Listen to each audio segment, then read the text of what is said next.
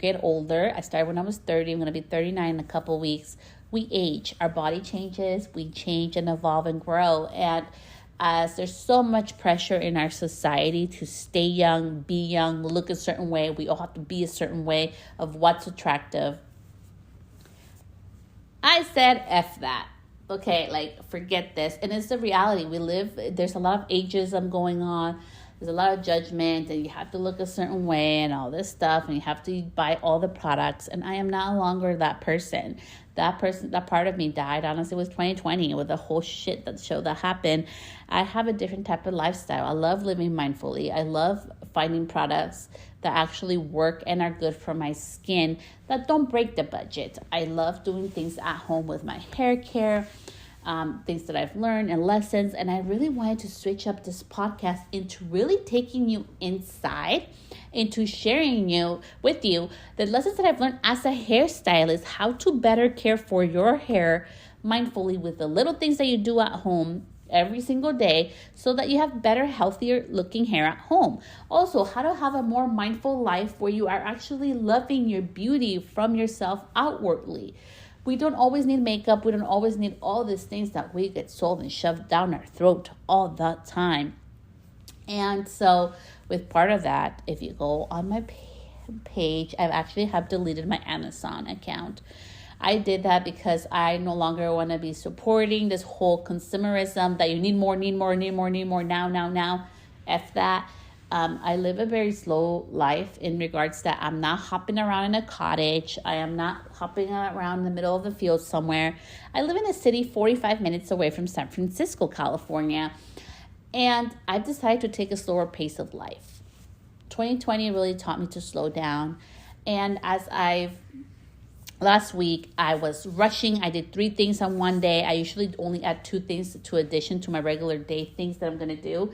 It was chaotic. It was hell. And it reminded me of how far I've come.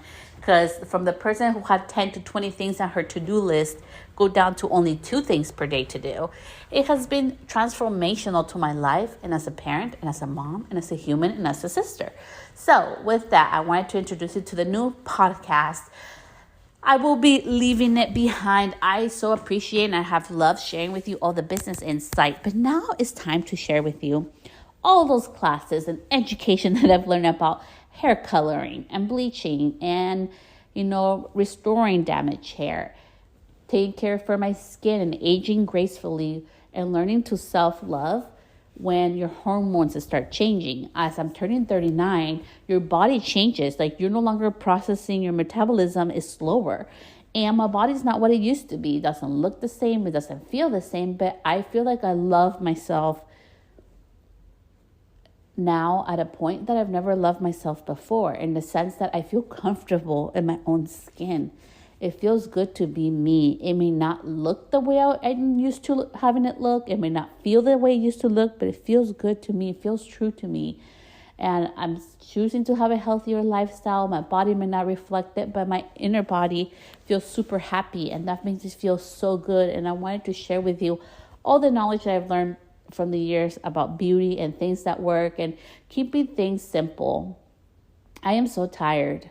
And I don't know if you feel the same way about all this push that when you buy the color, when you buy the dress, when you buy the cream, when you buy the thing, it's all about buying. It's like seeking outsourcing validation of beauty. It's like if we're buying beauty, and even for me, like, I realized that I had gotten to a place where I'm like, shit, like, do I even love myself? Do I even see the beauty within me? And I have 2 girls and a son. What the hell am I teaching them? So in 2020, I went through this whole inner, behind the scenes,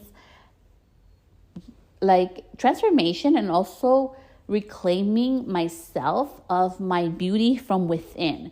And that outwardly, it may look differently from everybody else, but it feels really good to be in my own skin. And it feels like such a blessing to age as a hairstylist and human. And I wanted to share the knowledge that I've learned throughout the years with you in regards to hairstyling, hair care, beauty care, mindful living, and also having like a mindful peace of mind also with business and changes as a person that is anxious. And I have a little PTSD from life, okay? My therapist said that.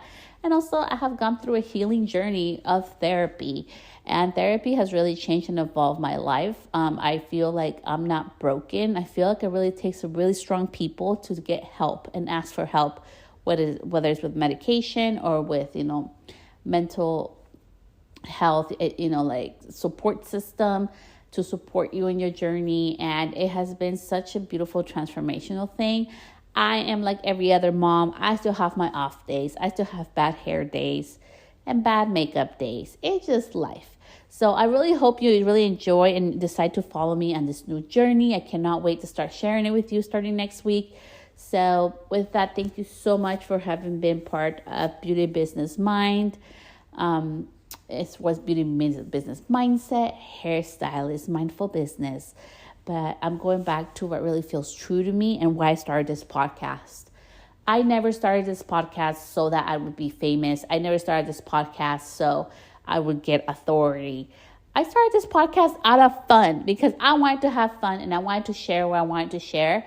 And it has been awesome sharing for the past 8 years of business and all my insights in regards to that. But now it's time to share the beauty stuff, the things that I've learned, the things that I've done to myself. Okay, we ain't all like plastic free up in here. And the regrets I have with that.